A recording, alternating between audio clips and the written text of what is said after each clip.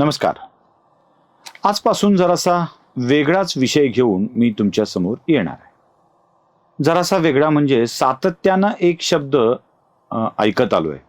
जवळपास 15-20 भाग कथा सांगून झाल्यावर याच कथाच्या अनुषंगाने आपण पुढे सरकणार आहोत. वेगळा म्हणजे अगदीच वेगळा नाही, पण हे सगळं मांडून झाल्यावर आणि त्याच्यानंतर समाजामध्ये जे काही ऐकायला येतंय त्या सगळ्या विषयाला धरून मला हा विषय मांडावा वाटतोय. उठसूट मनुवादी मनुवादी मनुवादी नावाचा एक शब्द ऐकत आलेला आहे. मनुवादी म्हणजे काय? तर मनुवादी म्हणजे ब्राह्मण. म्हणजे सोपं, अगदी सुटसुटीत साधी सरळ व्याख्या म्हणजे मनुवादी म्हणजे ब्राह्मण. मनुनी सांगितलेल्या नियमानुसार समाज असावा अशी अपेक्षा व्यक्त करणारा ब्राह्मणातील वर्ग जो अन्य वर्गावरती, अन्य वर्णांवरती आपलं वर्चस्व प्रस्थापित करण्याचा प्रयत्न करतो आहे, तो वर्ण म्हणजे मनुवादी. आणि या मनुवाद्यांना सतत शिव्या घालणारा एक शाफुआवादी विचारांचा वर्ग पुढे आलेला आहे. चालना कुठे बडविले भट हे जे म्हण तयार झाली ती यामुळेच. म्हणजे ब्राह्मणांना शिव्या घालायच्या, त्यासाठी मनुवादाचा वापर करायचा आणि हिंदूतल्या परंपरांचा अवमान करायचा, हा एक नवा प्रघात आपल्याकडे रूढ झालाय.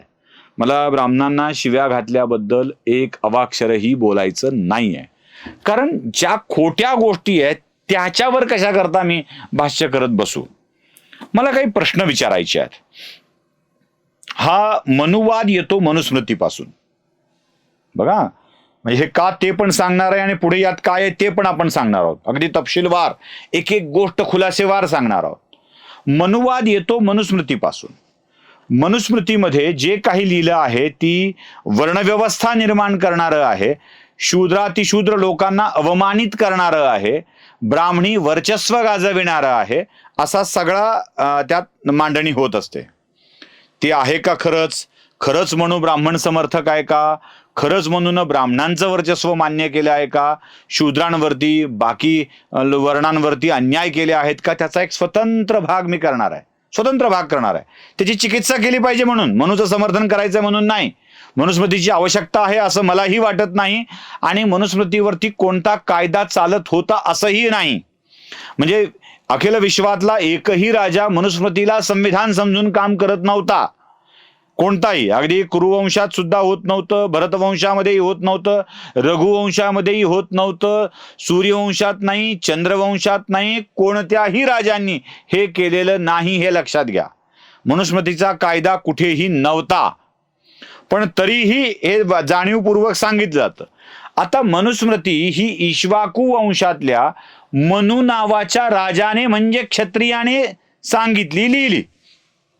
एका राजाला काही नियम तयार करावेसे वाटले, काय काय असलं पाहिजे हे सांगावं वाटलं, म्हणून मनु नावाच्या क्षत्रिय राजाने काही नियम तयार केले आणि त्याची अंमलबजावणी करावी असं सांगितलं.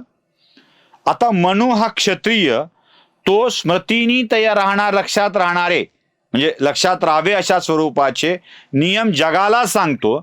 त्या नियमांचं पुढे लिखित रूप येतं, त्याची मनुस्मृती बनते आणि या मनुस्मृतीसाठी जोडलं जातं ब्राह्मणांना. लिहितो सांगतो क्षत्रिय राजा आणि खेटर खातात ब्राह्मण, हे एक पहिलं.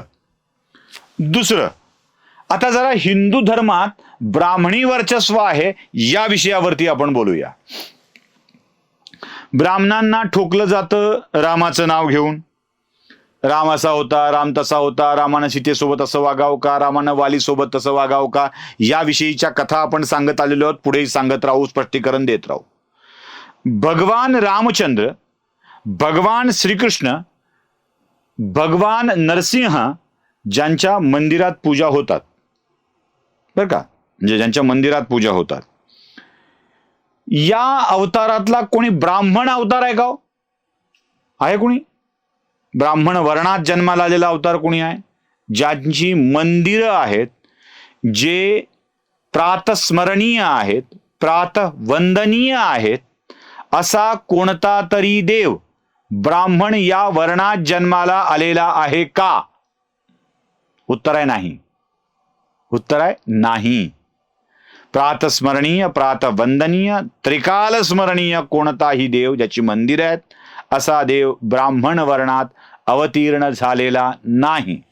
बरं, ब्राह्मण या वर्णात अवतीर्ण झालेले जे देव सांगितले, अवतार सांगितले जातात, त्यांची पूजा होते का? मंदिरं आहेत का? दोनच आहेत. एक भगवान परशुराम, दुसरं भगवान वामन. प्रासंगिक अवतार आहेत भगवान वामनाचा, तर अगदी बळीला ज्ञान देण्यापुरताचा हा अवतार आहे. त्यातही पुन्हा जगलरी आहे. कृष्णाचे भाऊ बलराम यांच्या हाती नांगर आहे, यांच्या हाती नांगर आहे.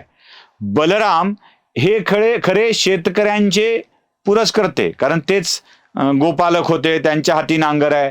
तर बळीराजा हा प्रल्हादाचा नातू, त्यामुळं तिथेही शेतकऱ्याचा राजा बळीराजा असलं काही म्हणू नये. ते जरा चुकीची माहिती होईल तसं सांगणं म्हणजे. पण वामन आणि परशुराम या दोन्हीही अवताराचे मंदिरं नाहीत. मत्स्य कुर्म या अवतारात वराह म्हणजे मत्स्य कुर्म वराह अशी 3 अवतार आहेत जी ब्राह्मण नाहीत. म्हणजे दशावतारापैकीची फक्त 2 अवतार ब्राह्मण, बाकी अवतार ब्राह्मण नाहीत.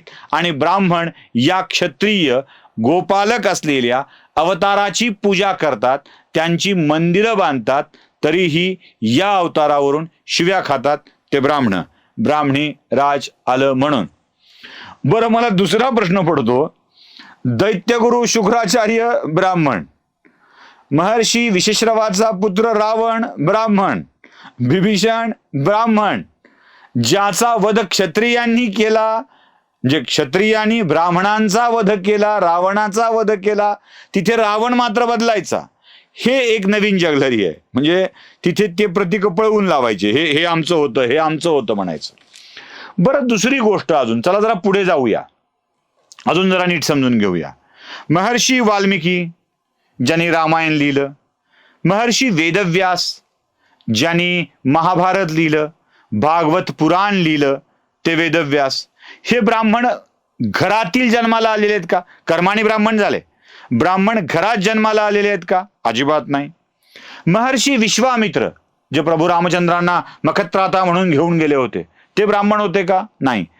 शबरीचे गुरु मातंग ऋषी, ज्या मातंग ऋषींनी प्रभू रामचंद्र तुझ्या उद्धारासाठी येतील आणि तुला दर्शन देऊन जातील असं शबरीला सांगितलं, त्या शबरीचे ऋषी मातंग. म्हणजे वाल्मिकी, व्यास, विश्वामित्र, मातंग या सगळ्या ऋषींची परंपरा काय सांगते? ते ब्राह्मण नाहीत. तरीही ब्राह्मणांच्यासाठी हे प्रातस्मरणीय प्रातवंदनीय आहे. व्यासोच्छिष्टम जगत सर्वम, व्यासानी मांडलेलं ज्ञान हे सगळे, आताचं ज्ञान हे व्यासांची उष्टावळ आहे असं म्हटलं जातं.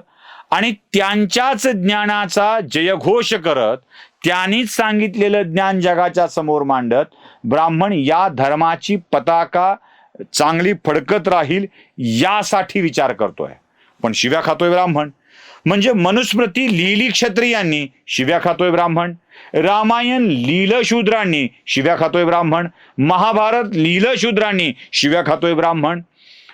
अन्य देवतांची पूजा जे ब्राह्मण नाहीत त्यांची ब्राह्मण करतायत, शिव्या खातायत ब्राह्मण. हे कशा करता होत आहे? मी ब्राह्मणांची बाजू घेत नाहीये. हे कशा करता होत आहे? तर याचं कारण असं आहे, हिंदू धर्मातल्या सर्व परंपरा, श्रुती, स्मृती, पुराण, वेद या सगळ्यांचा रक्षण करता, सांभाळ करता आणि पुढे देणारा ब्राह्मण हा वर्ग आहे. त्याच्यावरती आघात केला की तो हे ज्ञान पुन्हा जगाच्या समोर देणार नाही आणि हिंदू धर्म संकुचित होत राहील. हे लक्षात घ्या. धर्मध्वजी आणि बिडाल वृत्तीची माणसं हे घडवून आणत असतात आणि त्यांचं सुख यातच आहे की एकदा का या धर्मातल्या वस्तुस्थिती मांडणं बंद होईल तेव्हा हिंदू धर्म आपोआप संकुचित होईल. हिंदू धर्माचा संकोच करण्यासाठीच ब्राह्मणांवरती आरोप करण्याची नवी पद्धत आली आहे. ही नवी नाही आहे, ही आधीपासूनची होती. शंकराचार्यांनी या पद्धतीचा बिमोड केला होता.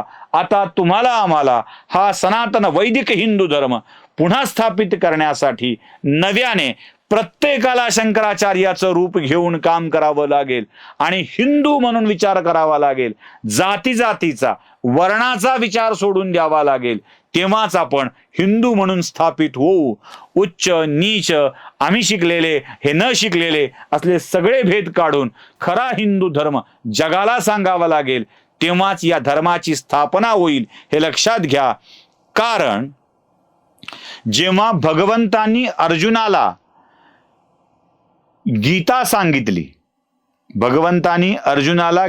सांगितली, तेव्हा त्यातले पहिले शब्द काय आहेत? अभ्युत्थानम अधर्मस्य. आणि मग शेवटी सांगितलंय धर्म संस्थापनार्थाय. अधर्माचा नायनाट आधी करावा लागेल, उरेल तो धर्म. गहू निवडायला घेतले की खडे आधी काढावे लागतात. गहू वेचून बाजूला करायचे नसतात, गव्हातले खडे बाजूला करायचे असतात, मग पोळी छान खाता येते. अभ्युत्थानम अधर्मस्य, आधी अधर्माचा नायनाट करावा लागेल. माऊलींनी ज्ञान सांगून झाल्यावरती पसायदान मागितलं आणि पसायदानातली पहिली ओळ कोणती असावी? तर जे खळांची व्यंकटी सांडो, दुष्टांचा दुष्टपणा निघून जावो, हे माऊलींनी मागितलं. अधर्माचा नायनाट आधी करावा लागेल. त्यासाठी या सगळ्या गोष्टींचा विचार सोडून देऊन जे आक्षेप आहेत त्याला दूर करावं लागेल. आणि ते आक्षेप काय आहेत ते पुढच्या भागापासून मी तुम्हाला सविस्तरपणे सांगणार आहे. आवडलं असेल लाईक करा, शेअर करा, सबस्क्राईब करा. धन्यवाद.